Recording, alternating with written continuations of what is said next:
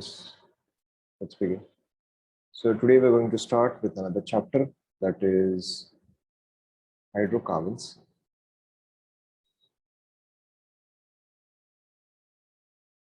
Heading डालिए hydrocarbons. Start करें. Right. सो hydrocarbon देखो, आप सभी को पता है हाइड्रोकार्बन्स या कोई भी हाइड्रोकार्बन को आप कैसे रिप्रेजेंट करते हो. Any hydrocarbon is represented by CXHY, right. And hydrocarbon को जो है हम दो तरीके से क्लासिफाई करते हैं.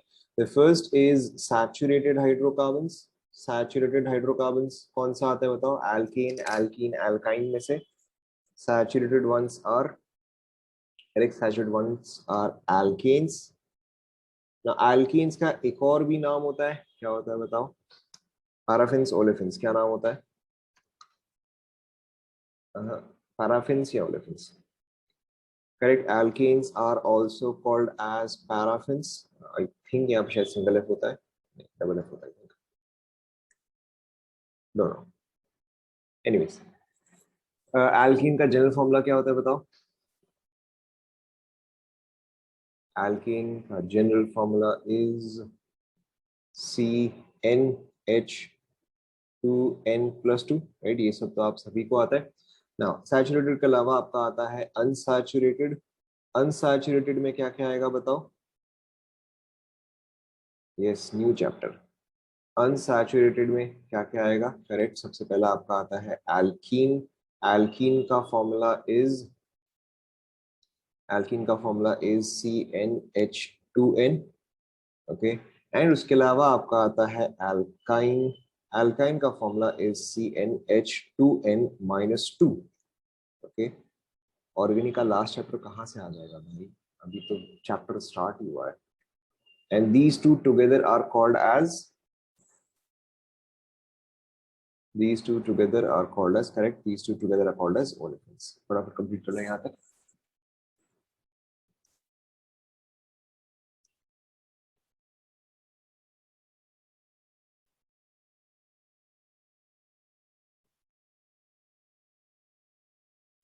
डन.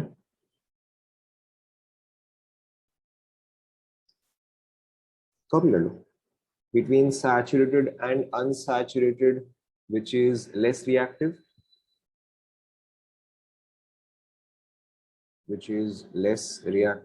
बताओ. Obviously saturated जो है वो less reactive है. Alkene formula paraffins. Alkenes formula paraffins. Okay. Saturated compounds या saturated hydrocarbons are less reactive than unsaturated hydrocarbons.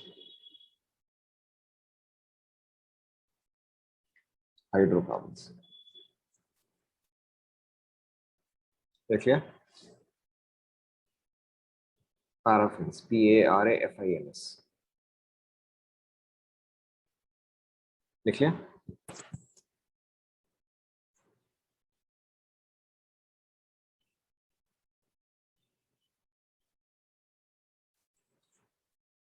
Okay. Now इसके अलावा देखो, one of the most common methods of preparation of alkenes is hydrogenation. Yeah, a very common process involved in hydrocarbons is hydrogenation. Now hydrogenation देखो क्या होता है.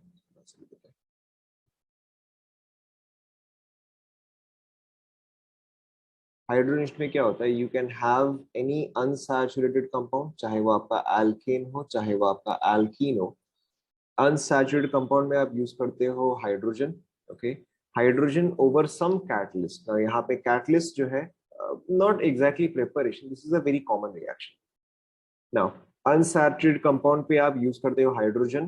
Okay. Now hydrogen can be over any catalyst, any metal catalyst such as platinum, palladium or nickel. These three are by far the most common metals that are used. इसके अलावा हो सकता है अलग अलग एग्जाम्पल में आप कोई और एलिमेंट भी देखो, but these three are by far the most common ones. ना अगर आपके पास एक अनसैचुरेटेड हाइड्रोकार्बन है एंड अगर आप उसको हाइड्रोजनेट करते हो ओवर प्लैटिनम, पैलेडियम और निकल, it gives you a saturated hydrocarbon. Note कर लो। ओके, जैसे कि taking a very simple example, if I have let's say CH3C double bond CH3, यहाँ पे H, यहाँ पे H। ओके, अगर इस पे मैं यूज कर रहा हूँ H2Ni, मैंने जैसे यहाँ पे फॉर एग्जांपल Ni लिया है, ये क्या कंपाउंड है? ये आपका ब्यूट 2 इन है। तो अगर मैं इसको हाइड्रोजनेट करता हूँ तो मुझे क्या कंपाउंड मिलेगा? करेक्ट, यहाँ पे आपको कंपाउंड जो है वो मिल जाएगा butane, as simple as that. Now suppose करो अगर इंस्टेड मैंने आपको दिया होता butyne, but 2 yne, so in that case yes H2Ni nickel. And suppose करो अगर मैंने आपको यहाँ पे दिया होता H2PD। ओके, आपको कोई भी, अगेन आपको कोई भी एलिमेंट दिया जा सकता है, तो यहाँ पे मेरा प्रोडक्ट क्या होगा बताओ? करेक्ट, यहाँ पर भी मेरा प्रोडक्ट जो है वो ब्यूटेन ही आएगा। यहाँ तक फटाफट कॉपी कर लो।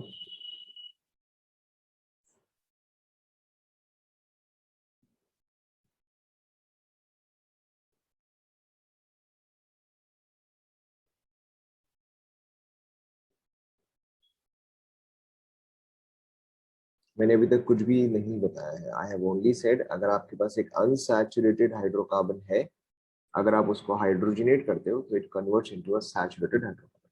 ये ब्यूटीन है। ओके, ब्यूटेन में कन्वर्ट हो जाएगा। ब्यूटाइन है, सेम ब्यूटेन में कन्वर्ट।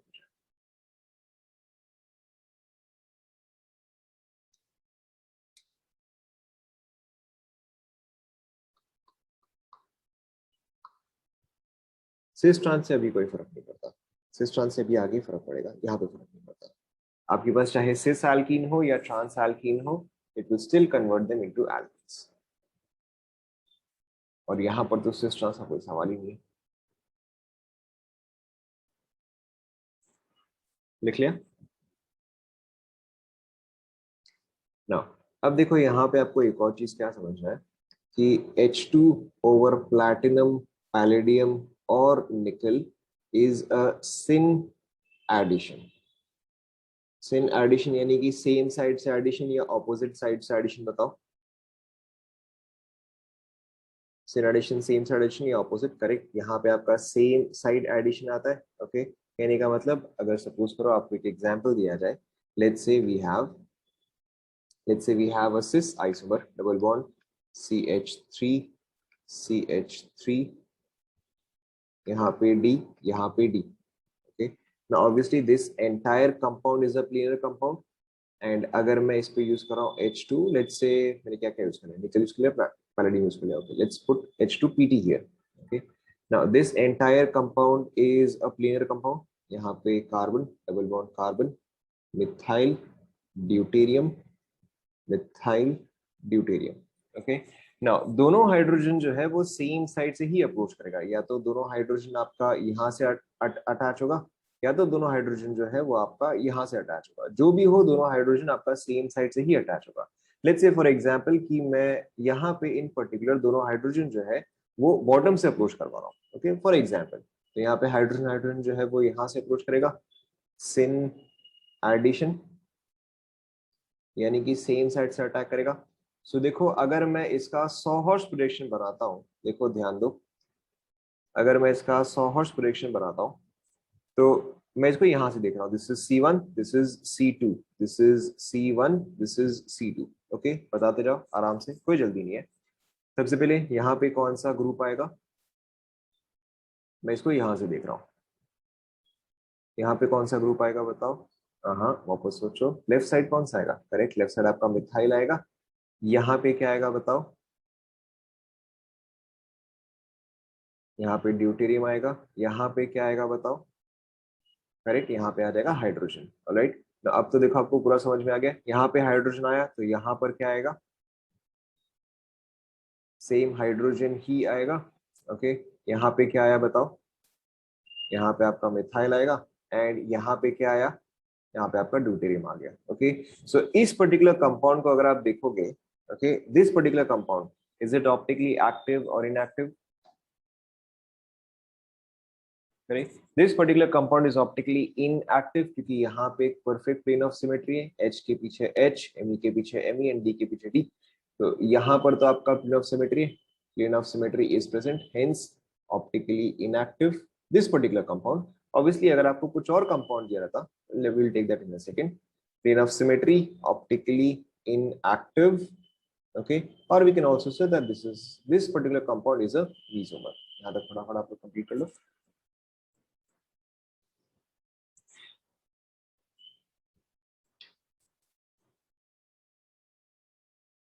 यहीं पर ही अगर मैंने आपको इसका ट्रांस दिया होता, ये वाला आप ट्राई करो।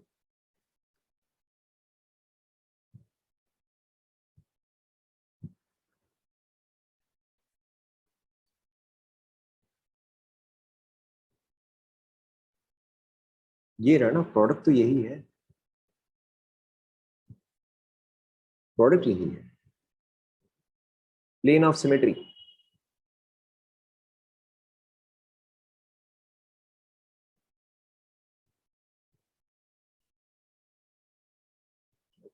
नाउ इन दिस केस देखो मेरा क्या प्रोडक्ट होता, मैं बस यहाँ पर जो Me एंड D है उनको इंटरचेंज कर देता हूँ। ओके, तो यहाँ पर देखो मेरा क्या प्रोडक्ट होता, यहाँ पे Me D H as it is, यहाँ पे H, यहाँ पे D एंड Me। अगर आपको ये डायग्राम देख के समझ में नहीं आ रहा है तो हम इसको फिशर प्रोजेक्शन में कन्वर्ट कर लेते हैं। देखो फिशर प्रोजेक्शन में क्या आएगा, यहाँ पे Me D H H, यहाँ पे आ जाएगा D, यहाँ पे आ जाएगा Me। ओके, ये कंपाउंड बताओ क्या है, this is correct, this is optically active. ये कंपाउंड जो है ये आपका ऑप्टिकली एक्टिव है, यानी कि एक तो ये आइसोमर फॉर्म होगा प्लस इसका मिरर इमेज भी फॉर्म होगा, plus mirror image. This is optically active.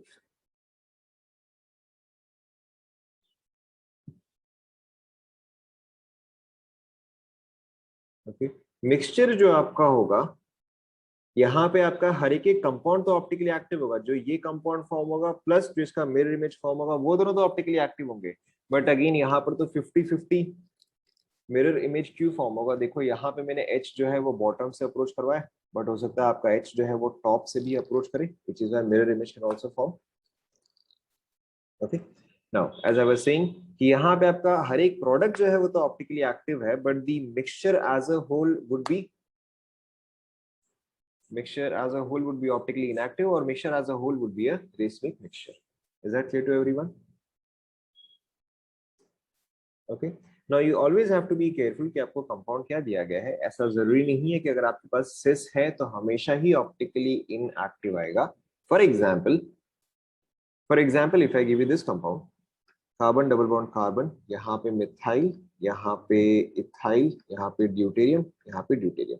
Okay, अगर आप यहाँ पे H2PD यूज करते हो तो जो प्रोडक्ट आएगा, ओके, यहाँ पे देखो आपका क्या प्रोडक्ट आएगा, बेसिकली यही प्रोडक्ट आएगा, it will be H H, यहाँ पे आ जाएगा इथाइल ड्यूटेरियम, मिथाइल ड्यूटेरियम। बताओ ऑप्टिकली एक्टिव इनएक्टिव क्या है ये, करेक्ट, ये वाला क्या आ जाएगा, ये वाला आपका ऑप्टिकली एक्टिव आ जाएगा, ऑप्टिकली एक्टिव। तो एक तो ये कंपाउंड फॉर्म होगा प्लस इसका मिरर इमेज फॉर्म होगा ऑप्टिकली। सो ऐसा जरूरी नहीं कि हमेशा सिस आइसोमर जो है वो ऑप्टिकली इनएक्टिव ही देता है, you always have to look at what is your original compound.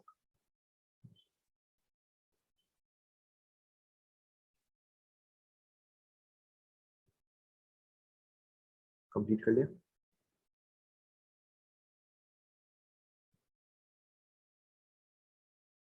Okay, ना इसके अलावा देखो आपको नेक्स्ट चीज क्या समझना है, जैसे कि सपोज करो मैंने आपको दिया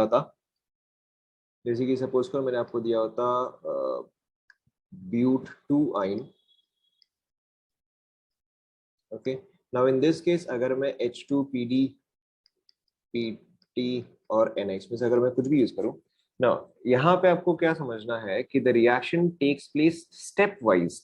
स्टेप वाइज का मतलब क्या है कि पहले आपका एल्काइन जो है वो पहले एल्कीन में कन्वर्ट होगा, एंड देन वो एल्कीन में कन्वर्ट होने के बाद जाके आपका एल्कीन में कन्वर्ट होगा, राइट। सो अगर मैं इस चीज को एल्केन में कन्वर्ट करना चाहूँ, अब क्योंकि दोनों H जो है वो सेम साइड से ऐड होगा, now this is an important part here, क्योंकि दोनों H जो है वो सेम साइड से ऐड होगा, तो जो मेरा एल्कीन फॉर्म होगा वो सिस फॉर्म होगा या ट्रांस फॉर्म होगा? कौन से वाले केस में दोनों H सेम साइड होगा? ऑब्वियसली सिस वाले फॉर्म में होगा। ओके, यहाँ पे क्योंकि आपका सिन एडिशन हो रहा है, तो it will form something like this, carbon double bond carbon, यहाँ पे CH3, यहाँ पे CH3, यहाँ पे H एंड H। ओके, ये जो है ये आपका सिस आइसोमर ही फॉर्म करता है। देन जब आप इसी रिएक्शन को फर्दर कंटिन्यू करते हो, H2 whatever metal, PD, P, अब आप समझ गए, ठीक है, मैं हर बार इसको थोड़ा रिपीट नहीं करूंगा। तो अब आपको ये क्या देगा, this will give you CH2, CH3, CH2 and CH3। Okay, note कर लो। Hydrogenation goes stepwise, hydrogenation happens stepwise.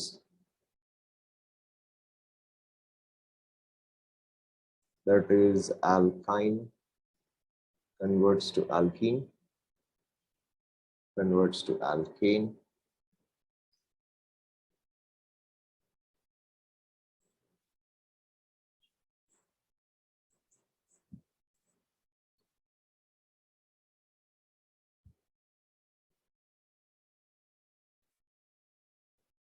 Copy कर लिया यहाँ तक।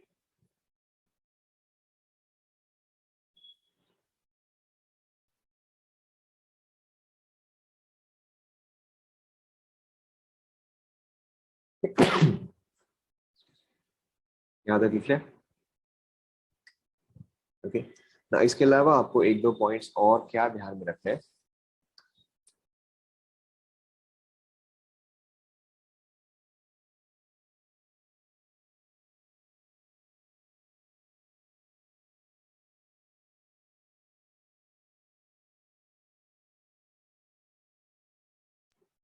Am I audible? Audible? Okay. So continue करते हैं। So देखो, मैंने कुछ खास लिखा नहीं था। नहीं, यहाँ पे आपका ट्रांस H2PDPT से फॉर्म नहीं हो सकता। ओके, सिस फॉर्म हुआ क्योंकि यहाँ पे आपने सिन एडिशन किया, आपने दोनों H को सेम साइड से ऐड किया। क्योंकि आपने सिन एडिशन किया तो आपका हमेशा ये चीज सिस आइसोमर ही फॉर्म करेगा। ओके, ट्रांस आइसोमर के लिए we would use a different reagent, will come to that, but syn addition always give you cis. Now hydrogenation जो है वो स्टेप वाइज होता है, alkyne, alkene and then alkane. तो यहाँ पे आपको और भी क्या चीज याद रखना है कि इन केस ऑफ हाइड्रोजनेशन, निकल और platinum or palladium is taken in powdered form, is taken in powdered form। आप कई बार यही चीज पढ़ोगे कि कैटलिस्ट जो है वो हमेशा पाउडर्ड फॉर्म में ही लिया जाता है। whenever you see a catalyst, it is usually in finely divided or powdered form, is usually taken in powdered form. Why is it taken in powdered form? Why? Because their surface area, the surface area, आवाज आ रहा है? The surface area of catalyst increases, जिसको clear है? Of catalyst increases. Okay, in case the voice is not clear to anyone, exit and re-enter. Okay, इसके अलावा copy करते जाओ। इसके अलावा whichever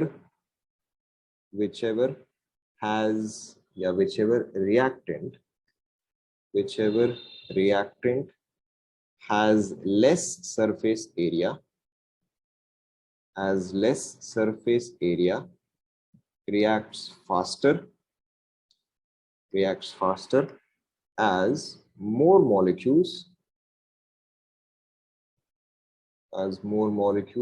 can be adsorbed on catalyst surface।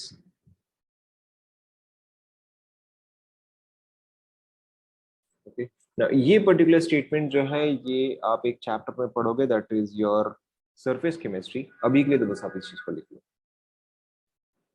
But आप इसको सिंपल तरीके से भी समझ सकते हो। अगर मेरे पास कैटलिस्ट का इतना एरिया है, okay, molecule 1 is only this much, molecule 2 is this much. Okay, तो इस कैटलिस्ट पे मैं किसके ज्यादा मॉलिक्यूल्स फिट कर सकता हूँ, 1 के या 2 के? ऑब्वियसली मैं 2 के ज्यादा मॉलिक्यूल्स फिट कर सकता हूँ, एंड जिसके ज्यादा मॉलिक्यूल्स फिट होंगे उसका रिएक्शन जो है वो भी फास्टर होगा। So between alkene and alkyne, which one do you think has lesser surface area?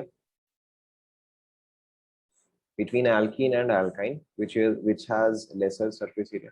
Obviously alkyne का surface area lesser होगा। Okay, so which is why alkynes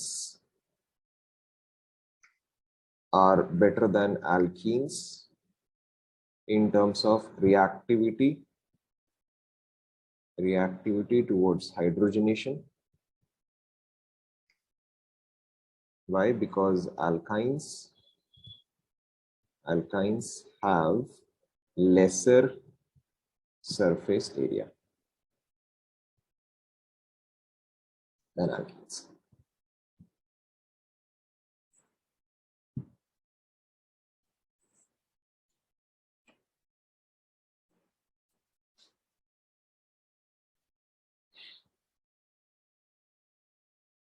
note कर लिया?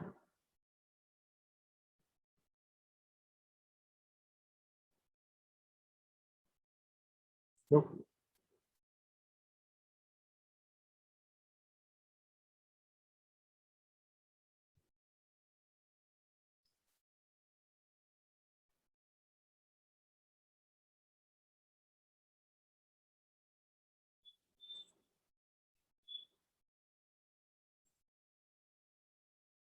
Done done. नाउ क्या बोला था मैं? हाँ, नाउ इफ जैसे कि हमने भी डिस्कस किया कि आपका हाइड्रोजनेशन जो है वो स्टेप वाइज होता है, from alkyne to alkene to alkane, right? ये रिएक्शन जो है टिपिकली रुकता नहीं है, this reaction does not stop. अगर आपके पास सफिशिएंट हाइड्रोजन है तो इन दैट केस मेरा रिएक्शन जो है वो कंटिन्यू करता जाएगा। Now if supposedly we do not want alkane, we want the reaction to stop at alkene. Okay, in case we want the reaction to stop at alkene, we want the reaction to stop at alkene. Okay, in that case we poison the catalyst, या हम catalyst का effectiveness को decrease करते हैं, we poison the catalyst. Okay, आपने ये चीज शायद स्टैंडर्ड 10 में पढ़ा होगा, जब आपने फॉर्मेशन ऑफ अमोनिया पढ़ा होगा, वहां पे आपने पढ़ा होगा कि we have iron as a catalyst, sorry we have catalyst and a promoter, right? तो प्रोमोटर वो होता है जो कि आपका कैटलिस्ट का इफेक्टिवनेस को इंक्रीज करता है, एंड पॉइजन वो होता है जो कि आपका कैटलिस्ट का इफेक्टिवनेस को डिक्रीज करता है, राइट? सो सेम चीज here also, because we are trying to decrease the effectiveness of the catalyst, we will add a poison here. Now आपके पास अगर poisoned catalyst है तो ये चीज आपको कैसे पता चलता है? Very simply आपको दिया हुआ रहेगा H2PD BaSO4। ओके, अगर मैं पैलेडियम में BaSO4 डाल दूं या फिर H2PD CaCO3, ओके, अगर आपको ये रिएजेंट दिया गया है तो इसका मतलब क्या है कि the catalyst has been poisoned और the effectiveness of the catalyst has decreased. अगर आपके पास PDBaSO4 है तो इसको हम बोलते हैं रोजनमंड कैटलिस्ट, ओके। एंड अगर आपके पास H2PD CaCO3 है then this is Lindlar's catalyst, LINDLAR Lindlar's catalyst. Okay, ये दोनों ही जो है सिन एडिशन करते हैं, and both of these stop at alkene, कहने का मतलब क्या हुआ? रोजनमंड, ROSENMUND, रोजनमंड। नाउ ये दोनों ही केस में क्या होता है कि अगर सपोज करो मैं आपको दे रहा हूं एल्काइन, अगर मैं आपको दे रहा हूं alkyne, okay, let's say that this is butyne, and अगर मैं इस पे यूज करूं either of these, okay, either I use H2PD BaSO4 और आई यूज H2PD CaCO3, ओके, दोनों ही जो है वो आपका रिएक्शन को लिंडलार्स, LIND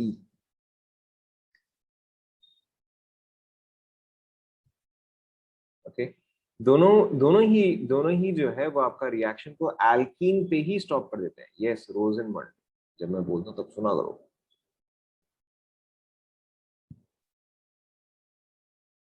दोनों ही आपका रिएक्शन जो है एल्कीन पे स्टॉप कर देते हैं। Both of these do syn addition. अब अगर सिन एडिशन करते तो मेरा प्रोडक्ट कैसा बनेगा, सिस या ट्रांस? करेक्ट, प्रोडक्ट जो है वो आपका सिस बनेगा। सो बोथ ऑफ दीज और either of these gives you cis isomer. Okay, यहाँ पे इस केस में आपका रिएक्शन यहीं पर ही स्टॉप होता है। वेराज अगर इसके जगह अगर मैंने यूज किया होता H2PD ओनली, H2PD ओनली, तो इन दैट केस मेरा रिएक्शन कहाँ पे जाके स्टॉप होता? करेक्ट, इन दैट केस मेरा रिएक्शन एल्कीन पे जाके स्टॉप होता। ओके, कंप्लीट कर लो।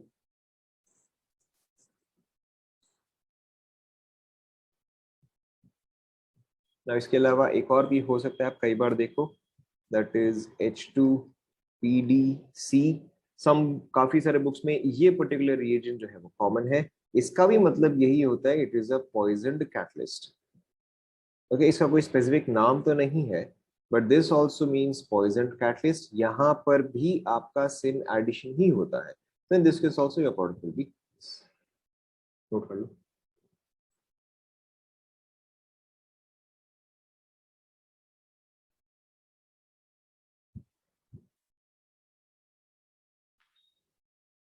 यस, H2PdC, कई बार आपको बुक्स में ऐसा दिया हुआ रहेगा, just PdC, that is also poison catalyst.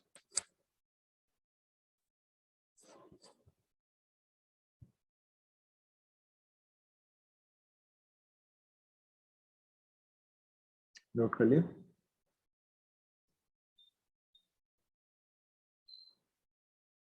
Okay, now for all of these cases we have been doing syn addition. हर केस में हमें, अगर यहाँ पे मैं एल्कीन बना रहा हूँ तो हर बार जो है मेरा सिस आइसोमर ही फॉर्म करेगा।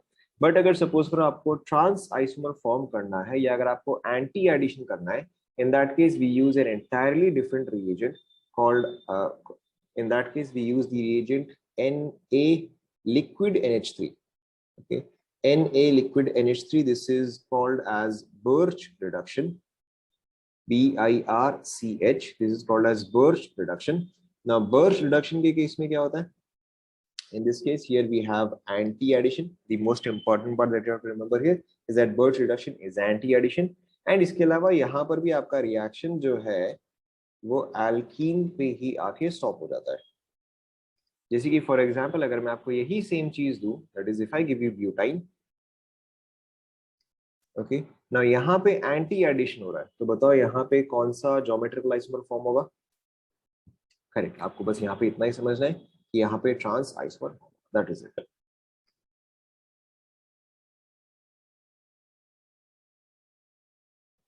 This is Na liquid NH3। यहाँ पे आपका होता है एंटी एडिशन। नोट कर लो।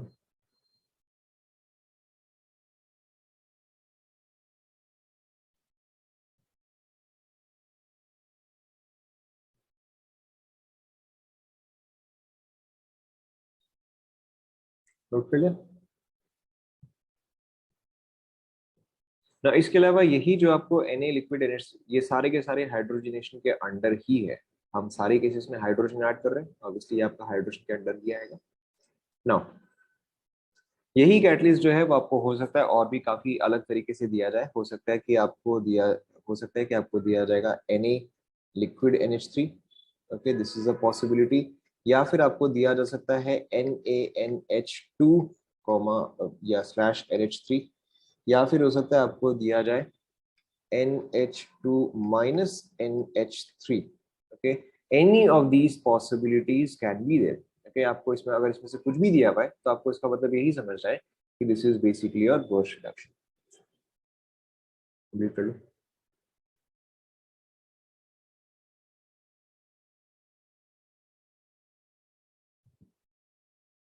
Is it done?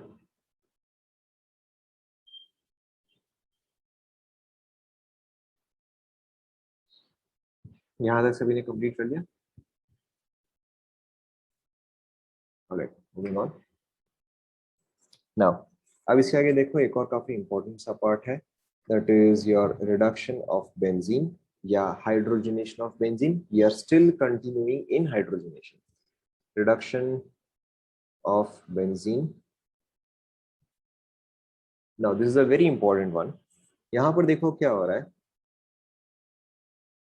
अगर मैं बेंजीन पे यूज करूं H2PT or PD or Ni, doesn't matter. Now before we discuss that, we'll just quickly discuss one more thing. आ गया, चलो. सो यहाँ पर देखो क्या हो रहा है, अगर सपोज कर मुझे एक पाई बॉन्ड को सैचुरेट करना है, देखो ध्यान दो. If I have let's say this compound CH3 CH double bond CH and CH3, this is an alkene. तो अगर इस एल्कीन को मुझे सैचुरेटेड में कन्वर्ट करना है, so in that case this will convert to CH3 CH2 CH2 and CH3. Okay, so यहां से यहां जाने में मैंने कितना हाइड्रोजन एटम्स ऐड किया है? करेक्ट, मैंने यहाँ पे 2 हाइड्रोजन एटम्स ऐड किया है, यानी कि to complete this reaction I require 1 mole of H2. Yes और no?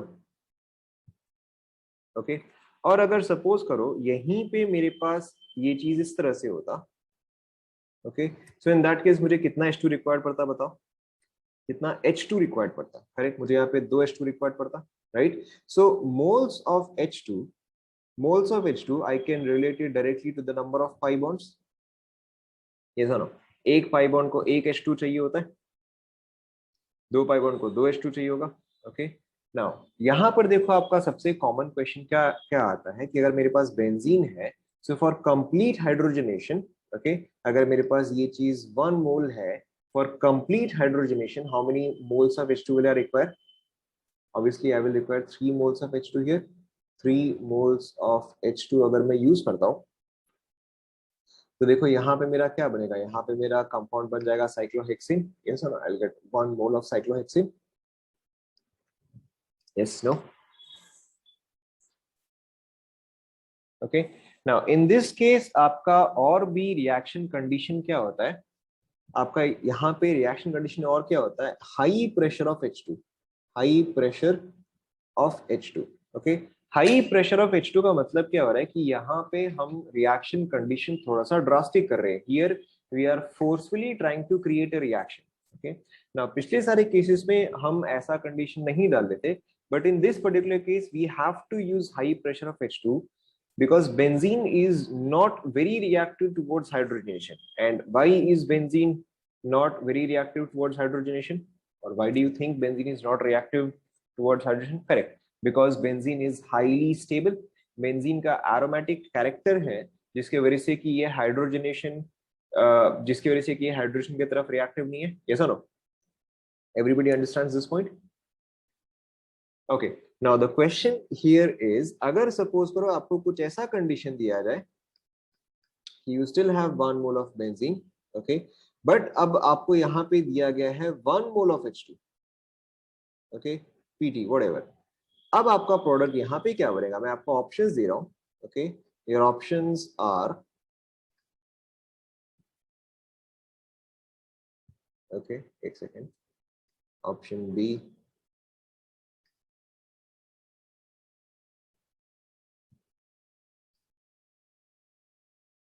and option D, option D, option D.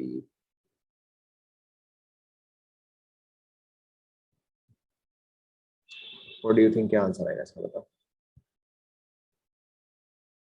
ठीक है, now this is where, now actually आपको ये लॉ कॉन्सेप्ट ऑब्वियसली अभी तक नहीं पता है, but this is a very very important question, क्योंकि इस पे आपको हमेशा कोई ना कोई एग्जाम में सवाल आ ही जाएगा. नाउ यहाँ पर देखो आपको सबसे पहले क्या समझना है. let's take one molecule of benzene.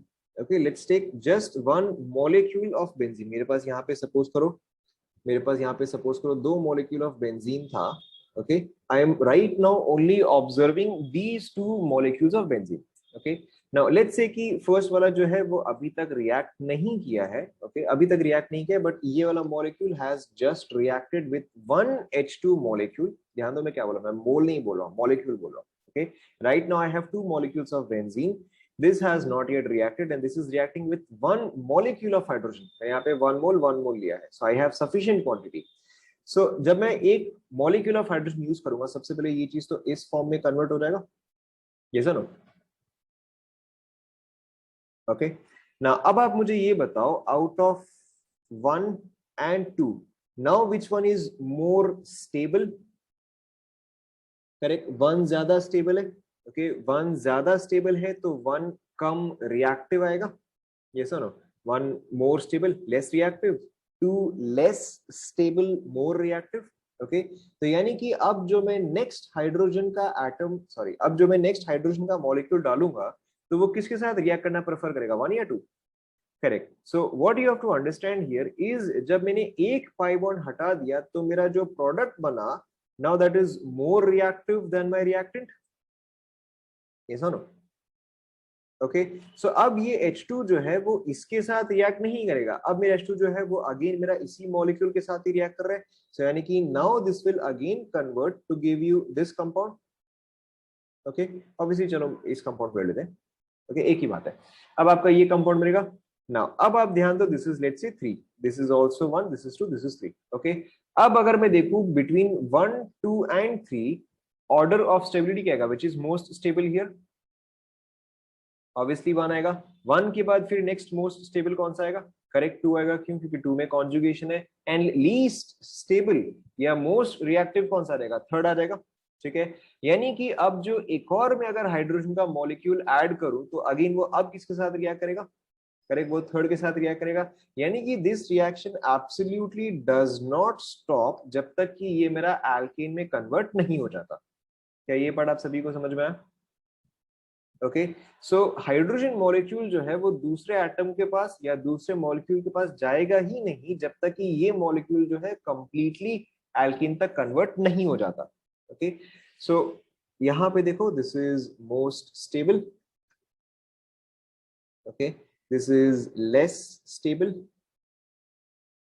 more reactive, more reactive, and this is least stable and hence most reactive। तो यानी कि मेरा बेंजीन जो है वो जब तक साइक्लोहेक्सेन में कन्वर्ट नहीं हो जाता तब तक तो वो नहीं रुकने वाला है। ओके सो अब आप मुझे बताओ यहाँ पे मेरा प्रोडक्ट क्या आएगा? करेक्ट, अब यहाँ पे मेरा प्रोडक्ट जो है वो सी आएगा। Now what you have to understand here, it will not be a mix of these three. It will not be a mix of these three. आपका प्रोडक्ट जो है सिर्फ एल्कीन है क्योंकि ये रिएक्शन स्टॉप होगा ही नहीं। Okay this reaction will simply not stop. तो अब यहाँ पर आपको क्या समझना है कि here your product will be cyclohexane. Okay but your product will be basically 1/3 moles of cyclohexane. ये आपको समझ में आया? ओके यहाँ पे क्या हो रहा है कि जितना भी आपका हाइड्रोजन है वो सारा का सारा साइक्लोहेक्सेन होने में ही कन्वर्ट करने में ही यूज हो जाएगा। Is that clear? नोट कर लो। Okay so this is a very very very common question, ये वाला आपको परफेक्टली आना चाहिए, उसके ऊपर और कुछ नहीं। 1/3 क्यों? देखो वेरी सिंपली, अगर मेरे पास 3 पाई बॉन्ड्स है, ओके यार याद है, चलो ऐसे समझो ना, 1 मोल ऑफ बेंजीन रिड्यूस करने के लिए मुझे 3 मोल ऑफ हाइड्रोजन चाहिए। ओके तो अगर मेरे पास सिर्फ 1 मोल ऑफ हाइड्रोजन है तो कितना मोल बेंजीन रिड्यूस हो पाएगा? 1/3 हो पाएगा। क्लियर? 3 पाई बॉन्ड से। यस अगर आपके पास, चलो गुड क्वेश्चन गुड क्वेश्चन। तो यहाँ पे सपोज करो, यहाँ पर तो चलो मेरे 1 मोल दिया था, बट अगर इसी के जगह सपोज करो मैंने आपको सेम चीज benzene, okay now here you have 2 mole of H2, okay and same PD whatever PT Ni whatever, okay and ये चीज सपोज कर आपके पास 1 मोल है तो अभी भी आपका प्रोडक्ट जो है वो साइक्लोहेक्सेन ही होगा। ओके बट इससे कितने मोल्स फॉर्म होंगे? वेरी सिंपली 2/3 मोल्स होंगे। Is that clear?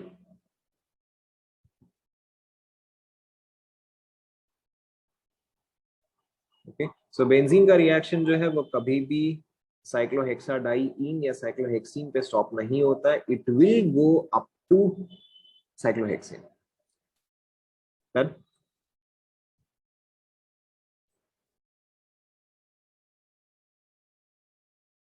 हाँ मतलब कितना साइक्लोहेक्सेन फॉर्म होगा वो H2 पे डिपेंड करता है बट साइक्लोहेक्सेन ही फॉर्म होगा।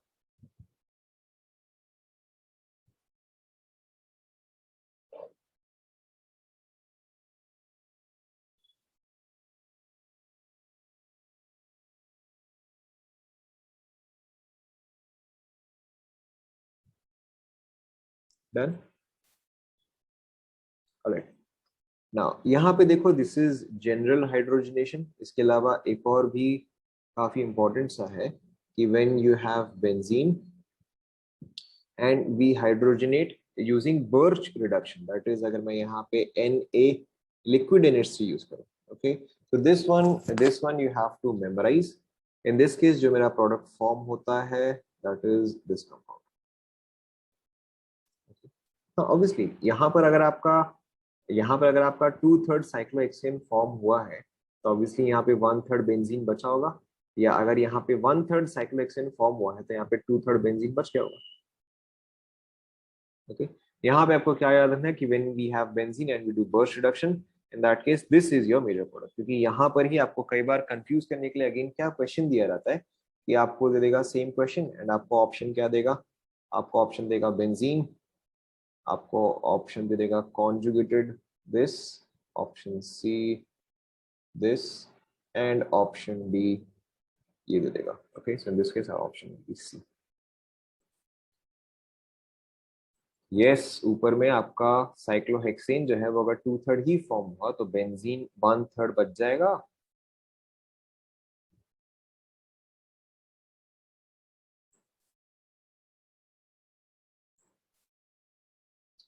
Here the mechanism is not necessary.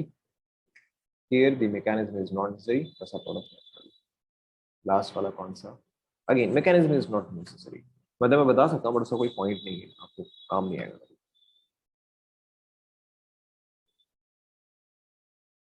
Done, थोड़ा बता दो, चलो ठीक है। देखो देखो इसका मैकेनिज्म देखो फिर। ना सबसे पहले आपके पास है Na लिक्विड NH3। Na जो है वो एग्जिस्ट करेगा as Na plus plus electron. Na जो है आपका एग्जिस्ट करेगा as Na plus plus electron. फिर देखो नेक्स्ट स्टेप में क्या होता है कि बेंजीन पे यही इलेक्ट्रॉन जो है वो ऐड होगा। Okay, let's say it adds at this position, pi bond will shift here, it forms something like this. ये pi bond as it is, ये pi bond as it is. Voice lag कर रहा है, I don't know, will have to wait. यहाँ पर आपका आ जाएगा free radical, यहाँ पे आ जाएगा नेगेटिव चार्ज। देखो एक बार चेक करो, ऐसा आएगा, ठीक है ना। अब देखो यहाँ पर क्या है, नेगेटिव चार्ज या rather electron and electron. Now electron electron में क्या होगा, रिपल्शन होगा।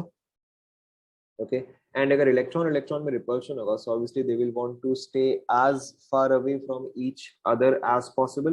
ओके, तो ये दोनों as far away from each other कौन से पोजीशन में पॉसिबल है, पैरा पोजीशन पे ऑब्वियसली। ओके, हाँ पैरा पोजीशन पे आएगा तभी जाके as far away from each other as possible आएगा, राइट। अगर कोई चीज यहाँ पर है तो इसका फर्दर्स्ट पोजीशन क्या होगा, इसका एग्जैक्ट ऑपोजिट होगा। तो this goes here, this goes here, so ये कुछ ऐसा स्ट्रक्चर बनाएगा। देखो ये इसका एग्जैक्ट पैरा पोजीशन हुआ as far away from each other as possible. Okay, next step में देखो क्या होता है, we have the same thing. Okay, negative charge ये रिएक्ट करता है विथ NH3 ना। अब आप देखो हमने एक चीज डिस्कस किया था, CH4 NH3 H2O and HF, इस डायरेक्शन में एसिडिक कैरेक्टर क्या करता है बताओ। करेक्ट, इस डायरेक्शन में एसिडिक कैरेक्टर जो है वो इंक्रीज करता है। सो this is most acidic and this is least acidic. तो अगर ये चीज लीस्ट एसिडिक है तो जो इसका कॉन्जुगेट होगा वो क्या हो जाएगा, वो आपका स्ट्रॉन्गेस्ट बेस हो जाएगा। ये सुनो, तो यानी कि अब देखो यहाँ पे क्या हो रहा है, अब ये आपका बेसिक पार्ट हो गया एंड ये क्या हो गया, ये तो एसिडिक पार्ट हो गया।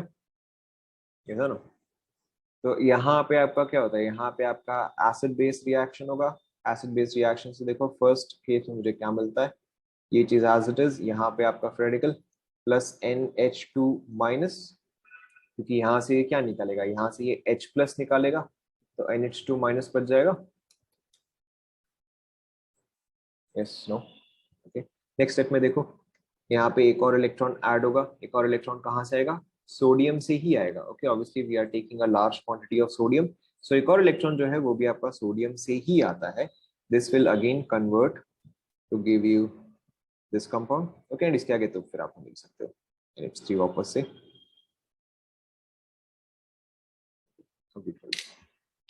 NH3 गैस बेस है, true, but that is depending कि वो किसके साथ है। ओके, अगर NH3 आप H2O में यूज करो तो ऑब्वियसली NH3 बेस होगा, बट अगर आप NH3 इसके साथ यूज करो तब तो ये एसिड होगा।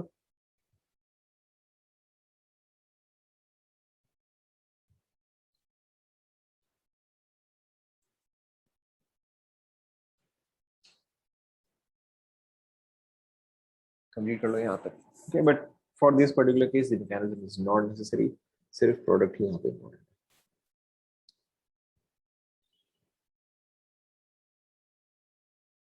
इसका कुछ और example,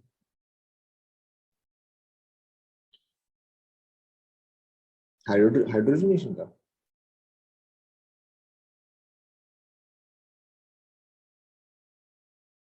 burst reaction, burst burst में ऐसा कुछ खास है नहीं। आपको बस इतना याद रखना है कि यहाँ पे एंटी एडिशन होता है, बस that is all that you have to do. Now next देखो, कंप्लीट हो गया यहाँ तक सभी का।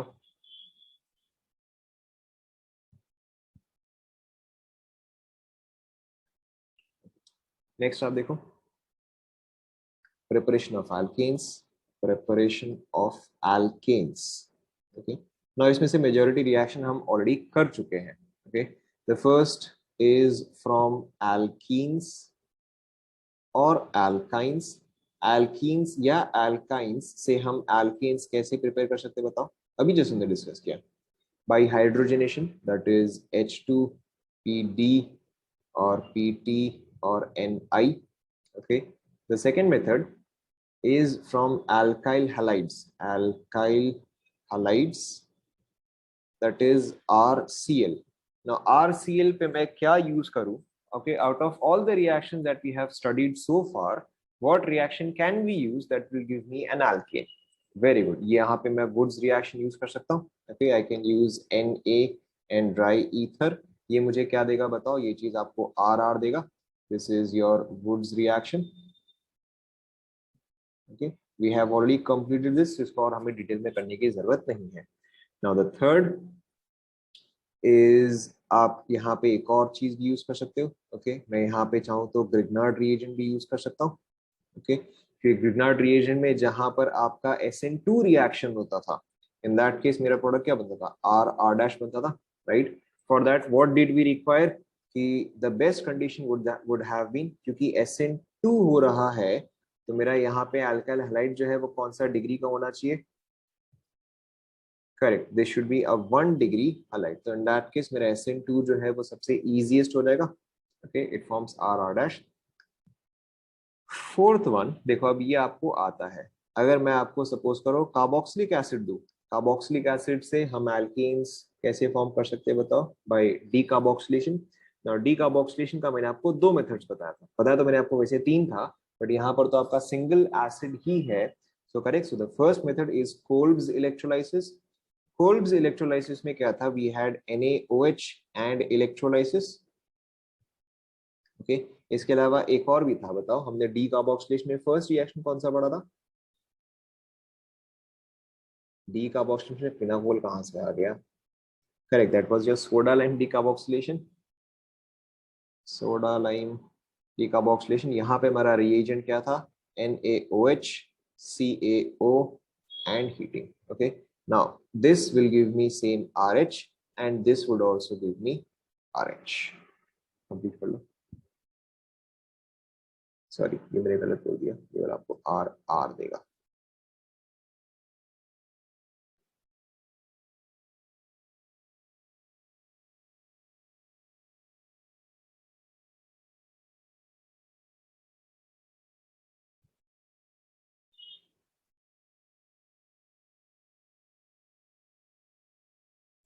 ओके, सो इसीलिए मैं आपको बताता था जब हम चैप्टर्स में आएंगे तो आपका काफी फटाफट खत्म होता रहेगा, because all of these reactions we have already completed.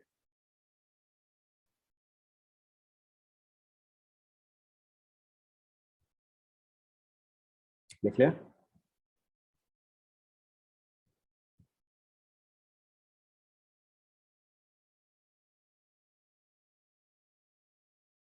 यहाँ तक complete? Alright. Now the next method we have to discuss, that is your Corey house synthesis. Corey third में क्या लिखा है? Alkyl halide 1 degree halide R-MgCl Grignard reagent, dry ether D, dry ether SN2 reaction R.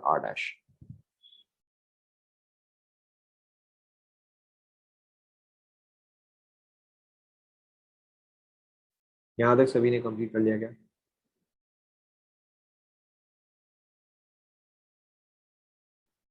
Everybody completed? All right. Corey house synthesis.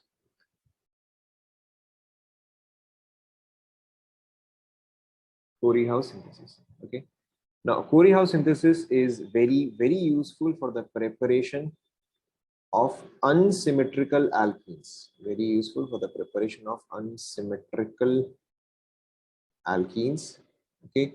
Unsymmetrical क्यों? क्योंकि आप याद करो, जब हम वुड्स रिएक्शन करते थे तो वहां पे मेरा जो प्रोडक्ट बनता था वो क्या बनता था? वो सिमेट्रिकल एल्कीन बनता था, ऐसा ना? Okay, there we always had an even number of carbon atoms and our alkane was symmetric. Now यहाँ पे so Corey house synthesis is very useful for preparation of unsymmetrical alkenes. Now यहाँ पर देखो हमारा reaction किस तरह से proceed करता है और what all reagents do we use. The first reagent that we have here is RLi plus CuCl. RLi plus CuCl आप पहले पूरा लिखते जाओ. Now ये मुझे क्या देता है? ये मुझे देता है R2Cu plus LiCl. Sorry, गलत लिख दिया मैंने. R2CuLi alkanes for the preparation of symmetrical alkanes. Okay.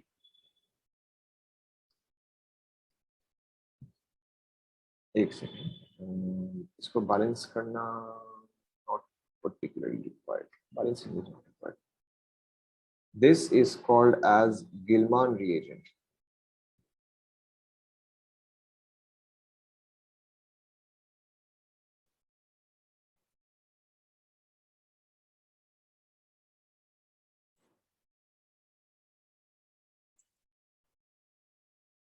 हाँ LIC हटा दो क्योंकि वो अभी बैलेंस आउट नहीं होगा और बैलेंसिंग इतना कुछ खास जरूरी नहीं.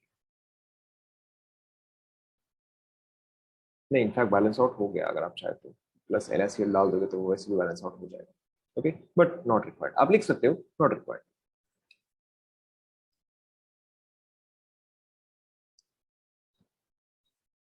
लिख लें यहाँ तक.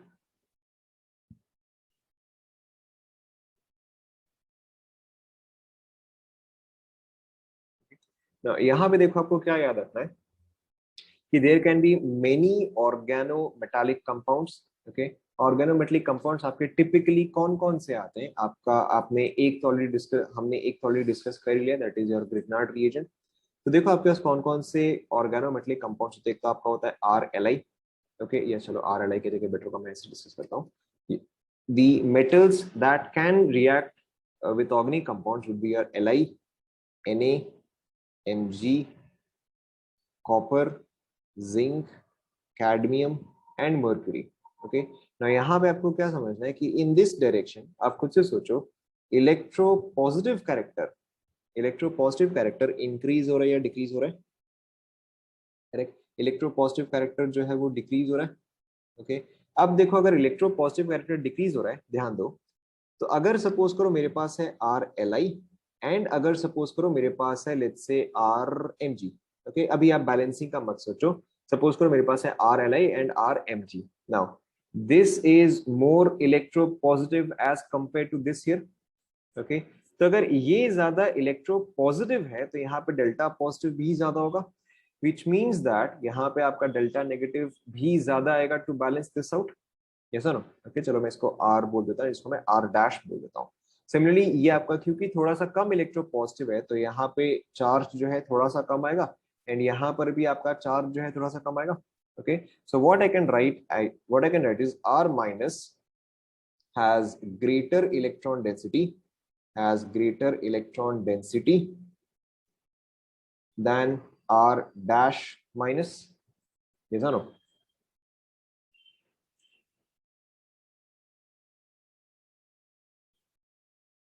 ओके, नाउ यहाँ पे ये चीज क्यों यूजफुल है, या ओके देखो फिर से देखो, see very simple, Li is more electropositive, तो Li पे पॉजिटिव चार्ज जो है वो ज्यादा आएगा। वेरी सिंपल, अगर मेरे पास आर एन मेटल है, अगर ये हाईली इलेक्ट्रो पॉजिटिव है तो इस पे ज्यादा पॉजिटिव चार्ज आएगा, एंड अगर इस पे पॉजिटिव चार्ज ज्यादा आएगा तो इसको बैलेंस करने के लिए इस पे नेगेटिव चार्ज भी ज्यादा आएगा। भाई अगर यहाँ पे -1 है तो यहाँ पर भी -1 होना चाहिए, और अगर यहाँ पे -2 है तो यहाँ पर भी तो -2 होना चाहिए।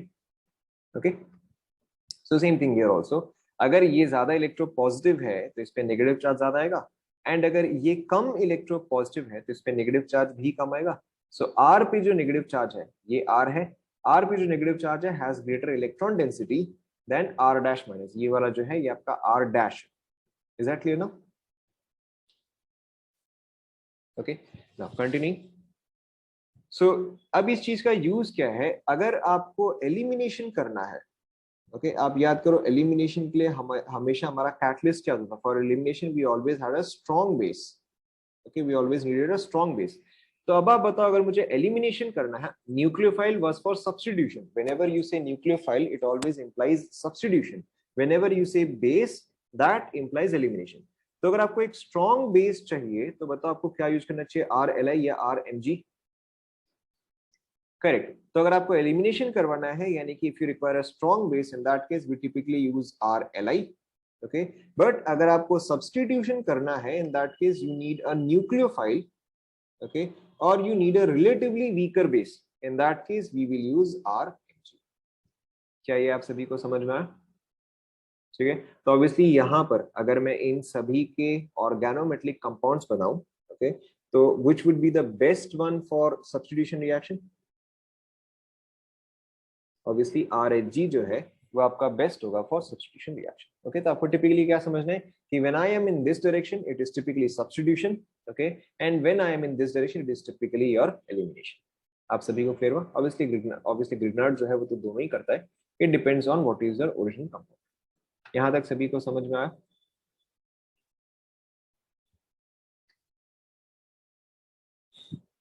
Clear to everyone?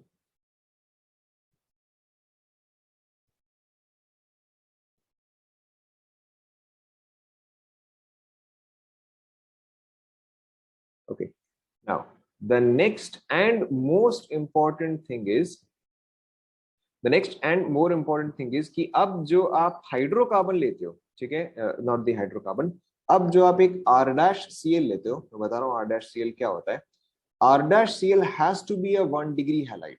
Okay, R dash C L कहाँ से है बता रहा हूँ मैं, but R dash C L has to be a 1 degree halide. Okay, 1 degree halide ही क्यों होना चाहिए, क्योंकि आर एल आई जो है, या other R two L I C U जो है, जो यहाँ पे है R2CuLi, या चलो इसको ऐसे लिख देता ना, R2CuLi।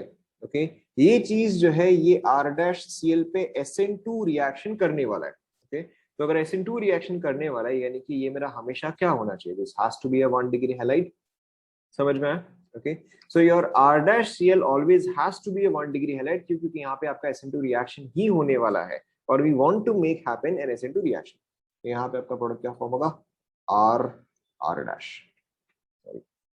आर आर डैश, ये आपका ट्वाइस होगा क्योंकि यहाँ पे ट्वाइस होता है, नोट कर लो, plus CuCl plus LiCl।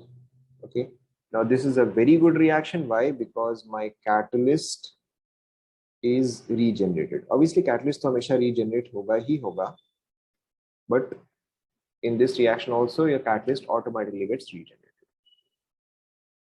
Note कर लो।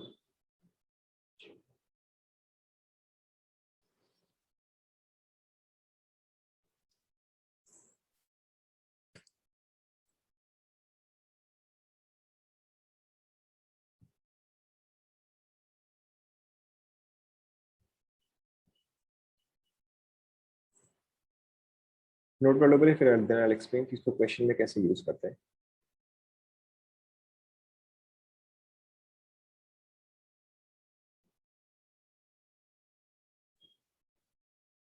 देख लिया?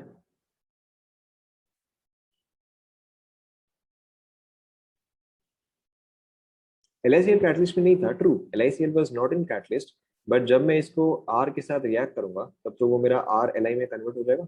ठीक है, जैसे कि आप याद करो, हमारा ग्रिग्नार्ड रिएजेंट था, Grignard reagent was RX plus Mg जब हम करते थे, in that case वो मुझे आपका RMgCl देता था। Okay, so similarly RLi can also be generated using LICL।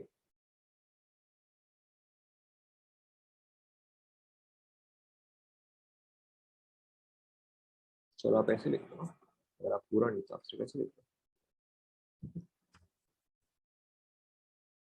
Note कर लिया सभी ने?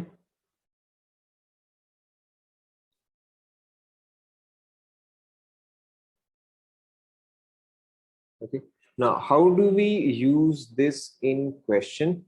Okay, how do we use this in question? यहाँ पे देखो आपको क्या समझना है, here effectively you have two organic part, एक है R एक है R dash। okay, R कहाँ से आता है? R Li से आता है। okay, ये जो R part है ये आपका R Li से आता है, एंड देन जो दूसरा R dash part है ये आपका R dash Cl से आता है। ओके, यू विल ऑलवेज, अगर आपको कभी भी कोरी हाउस पे क्वेश्चन आता है तो आपको हमेशा इस तरह से ही समझना है कि one part comes from RLi, the other part comes from R-Cl। R-Cl always has to be 1 degree, आपको इसको हमेशा 1 डिग्री पे फिट करना ही करना है। ओके, एंड फिर ये जो है ये आपका कुछ भी हो सकता है। Okay, this can be 1 degree, this can be 2 degree, this can be 3 degree, doesn't matter. Okay, now अब देखो आप इस चीज को यूज कैसे करते हो। सपोज करो अगर मैं आपको सपोज करो अगर मैं आपको एक कंपाउंड दूं कि आपको लेट्स से ये वाला कंपाउंड जो है वो फॉर्म करना है। Okay, you have to form this compound. Now अब आप इस चीज को कैसे फॉर्म करोगे? You will use the reagent RLi plus R-Cl। Okay, now इस कंपाउंड को आप ब्रेक करो in such a way that I have at least one part which is a 1 degree halide. Okay, जैसे कि चलो मैं आपको इस पर्टिकुलर क्वेश्चन के लिए ऑप्शंस दे देता हूं ताकि आपको परफेक्टली समझ में आ जाएगा। लेट्स से यहाँ पे मैं आपको ऑप्शन क्या दे रहा हूँ कि you have this option, sorry, you have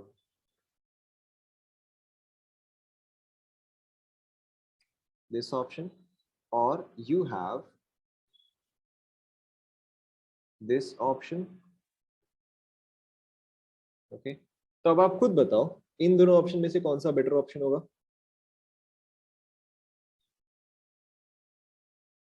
okay, see यहाँ पे आपको क्या समझना है, first of all you have to divide the molecule in such a way कि एटलीस्ट एक पार्ट जो है वो मेरा प्राइमरी आए ही आए। तो obviously the best way to divide would be along this line. मेरे पास ये एक एंटायर सेपरेट कंपाउंड हो गया एंड ये एक एंटायर सेपरेट कंपाउंड हो गया। ये सुनो, ओके, ना अब देखो मेरे पास ये दोनों ऑप्शंस आ गए हैं। Now in the first case यहाँ पे जो मेरा R-Cl है that is a 1 degree halide, but यहाँ पर जो मेरा R-Cl है वो क्या हो गया? वो तो 2 डिग्री हैलाइड हो गया। Okay, so in this case this is not a good option, क्योंकि यहाँ पे आपका सेकंड डिग्री हैलाइड हो गया। I can not do SN2 reaction here, और I can do SN2 reaction but वो चीज परफेक्ट नहीं होगा। We want a 1 degree halide only. तो आपका यहाँ पे ये रिएजेंट होगा, एंड Li जो है वो आप किसी भी टाइप के कंपाउंड पे अटैच करो उससे कोई फर्क नहीं पड़ता है। So here our correct answer would be this. Note कर लो पहले इसको, then I will give you more examples.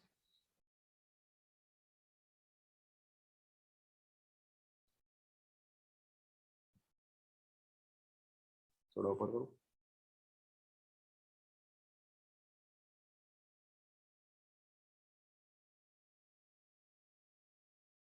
आपको कितनी बार बोला 1 डिग्री हैलाइड? इसलिए क्योंकि आपको यहाँ पे SN2 रिएक्शन करवाना है।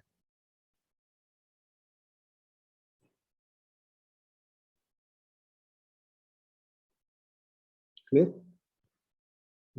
Now let's take one more example. अब ये वाला आप खुद से ट्राई करो।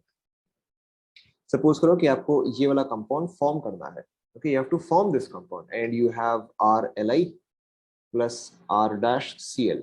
ओके, अब आप खुद से मुझे ट्राई करके बताओ what would be your RLi, मतलब आप RLi क्या कंपाउंड लेते and what would have been your R-Cl। खुद से ट्राई करो, बताओ। Break this compound in such a way कि मेरे पास एटलीस्ट 1 डिग्री हाइलाइट तो होना ही चाहिए. Okay, let me label. इसमें तो लेबल में क्या ही करो, तो सिंपल सही है.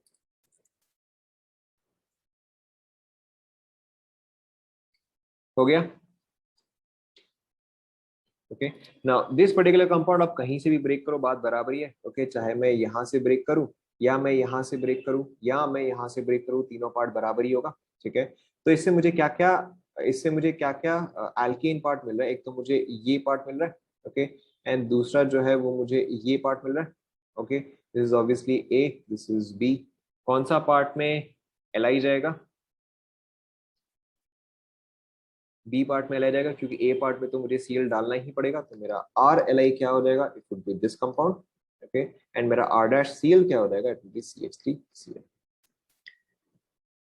Is this clear to everyone?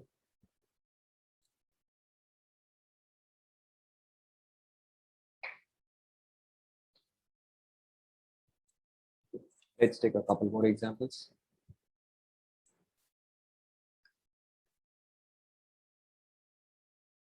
Suppose करो कि आपको ये कंपाउंड फॉर्म होता है. ओके, कहीं से भी ब्रेक करो, डजेंट मैटर. आपको वही चीज बताना है, आर एल आई क्या होना चाहिए, आर डैश सी एल क्या होना चाहिए. Okay, you can break from anywhere, doesn't matter. ये चीज मैं एंटायरली आप पे छोड़ रहा हूँ. Obviously there can be multiple answers. Try करो, आप जो भी निकाल सकते हो.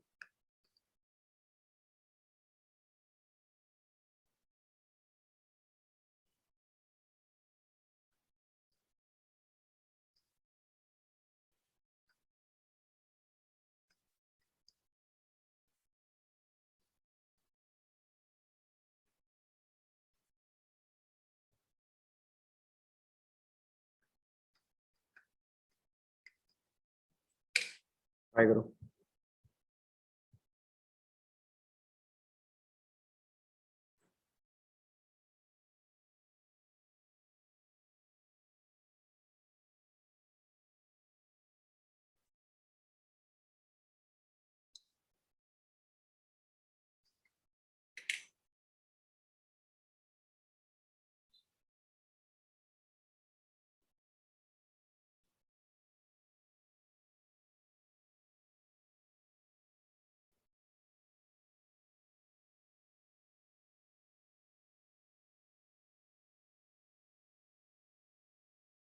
Organic 25% left. Yes, organic 25% left. अब हमने मेजर रिएक्शन कर लिया है. अब देखो, जैसे हाइड्रोकार्बन में लाइक वी जस्ट जहाँ पे प्रिपरेशन पार्ट था, we have already covered majority of the reactions. Right, हमने वुड्स रिएक्शन कवर कर लिया, ग्रिग्नार्ड रिएक्शन कवर कर लिया, इलेक्ट्रोलाइसिस, डीकार्बोक्सिलेशन सब कवर कर लिया. टिपिकली क्या होता है कि आप चैप्टर वाइज भी सेम रिएक्शन ही बार बार पढ़ते हो, तो we won't have to do that.